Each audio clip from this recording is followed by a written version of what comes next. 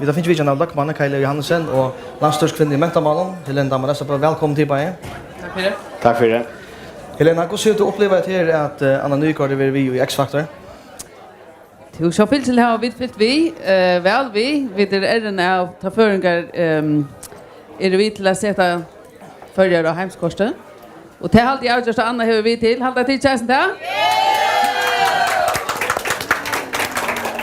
Jo, det var øyla stort litt at hørst og se og fyllt vi, og vi vet at førskole ungdommer og føringer vi høver her var noe fantastisk listerlig talent. Og til halvt Anna, hun har prekva ikke bare for føringer nå, men eisende fire øren vi, og vi er øyla av der Anna. Jeg kan se at det var en varsel oppe i høyden at lærerne, man annars ikke kanskje at her var så torreslir, hadde varsel oppe i høyden og gjør, og klokken 6 var varselen avblåst for etterpå for Anne. Så anker det som stemmer for der.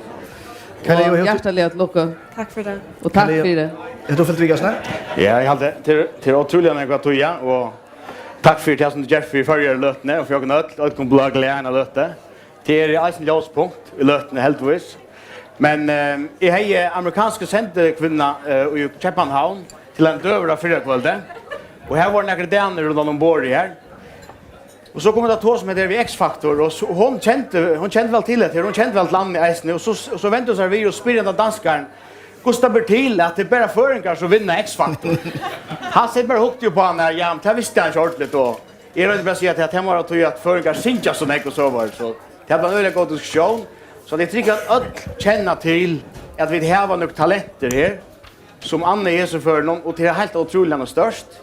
Och inte bara tror att det är i Danmark och Färjön, men jag hade det är helt otroligt flott. Barnen har glätt sig, mammor och pappar. Pappan har kanske inte inrömmat det, men det har sett sig för frutja kväll samman familjen för sjönvartnen. Vi har alltid rättligt störst allt. Man kan lägga två år som moderna och med över hur så är läget att man får ut i Jörskvad. Vad så sin chatta då? Vi såg det upp i hotellet och det var reisen när de kanske sände kunna vara en 20 folk och det var inte gott lä. Det var inte där var det ut. Så ber man att tås om alltså kan det vara näck om till att nu vinner vi kappen av sist. Men själva det är det inte. Men det var inte så gott lä akkurat att in, det kan man säga. Men här så tycker vi att Anna blir starkare ja. Att man inte vågar till att lära den otroliga ryckväsningen för att det är målgångarna som inte kommer vågare shot om man är halte att det skulle vara nummer 1. Och det är allt in i eisen rockar vi.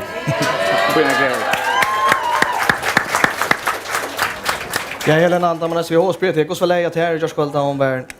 Så fyllt lite var i öjla för härma och det hade vi varit öll för och så fyllt var öll för härma. Vet du yngst att Anna har vunnit. Så hon är eisen uppe på det vunnit och säkerligen för den sida samma.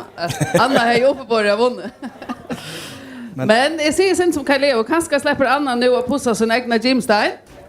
För hon häver en Jimstein att förvalta och att omsätta och i rocknar vi att hon kan sätta sin egna dam och hämta Jimsteinen nu som vi dött och i näck herrans år kommer vi är det nu. Det rocknar vi. Och det är kanske inte så galet korsne. Helena, nu ångsväckna så väl att du har förskarmentan att ändra en plan. Vad säger till om förskarmentan sångare som Anna och hinner som klarar sig väl utomlands? Ja, alltså är i omgång till Iva om att här är det förskarmentan som kommer lite och upp ur häsekräppen i eisne. I bor ju bara efter att få en uppfyrd och sälja till som sitter på pengakassan. Men Anna tog helt säkert en av dem som visar vägen fram att det är mentanen som ska det är mentanen som brandar förjar. Det är inte Ivi om det. Det är personer som Anna och hennar vad ska man säga folk vi hennar förlägen och hennar ävnen och hennar talenten som vi skulle tåra satsa på fullt ut. Kan man branda sig vid Anna Nygaard och liknande sångaren och tonläge och mentan? Ja, det ser sig själv till alltid. Alltså alla finns en uppför det. Alltså vi har en ungdom som är helt annan standard. Det är inte bara för mentan. Alltså i öllon vi så är det ut till att vi har en ungdom som är helt annan standard och det är alltid vi skulle och mo bygga vågar på. Och för att sitta pengakassan är lite. Alltså om det vill få lite pengar men på en eller annan mat är man lika väl. Vi tog inte någon där pengar. Präkva att det är talenter. Och jag tycker inte att du kan hålla någon talenter nere. Alltså om du inte gör några pengar så vill att talent komma fram så eller så. Och det är alltid att Anna har präkva och ges för att du kommer fram, hvis du har så talent, lika mycket att omståndar er. Du beger dig i da, du setter noe mål, så det som Anna har gjort det, og du nærst mål. Og eisene tar i motstående herrast, til akkurat tar man arbeider allermest fire av noe som mål. Ja, man kan si til det som politikerne sier til nå. Oj. Stor år. Ja, men det tusen tack.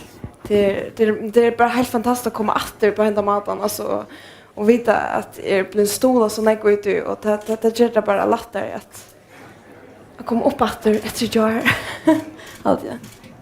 Tusen tack. Man kan ju helt att det är för några år sedan Rutschfällskapen att danska blackan utan kaffe. Jag hade till att vi kunde tacka Rutschfällskapen 4. Att man kan få sådana möjligheter. Men vi kan köra det som gör en X-faktor, det är inte problem. Men det är rätt stort att ha haft en X-faktor i Atlantheimen. Alltså det blir ordentligt stört och så det finns Anne helt ut i hem. Så hon har några möjligheter här och det alltid är absolut positivt att man kan få några möjligheter. Eisen om man skulle komma helt i parserna till att det är folk som suttjar till. Och till att vi är hundrafärnar så lytel och så inte ut att få en vänner vi nästan att vinna kvarja kapping. Det är eisen större shot under innanför Rutschfällskap. X-Factor kostar en 30 miljoner framlägga nere, så jag vet inte om det lyser jottan inte kring varför. Men Helena... Kring varför för mig där. Men Helena, snurrar som pengar eller snurrar som talent?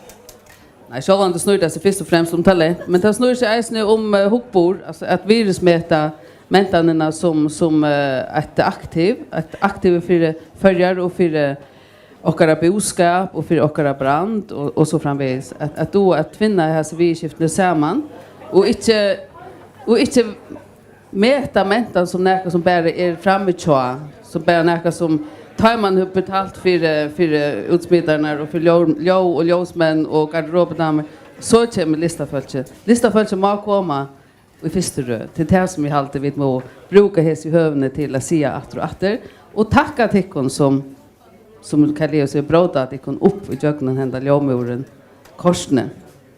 Så jag vet här var nekvar öjliga goa gaver fjaldar och i okkar ungdom till en kivast.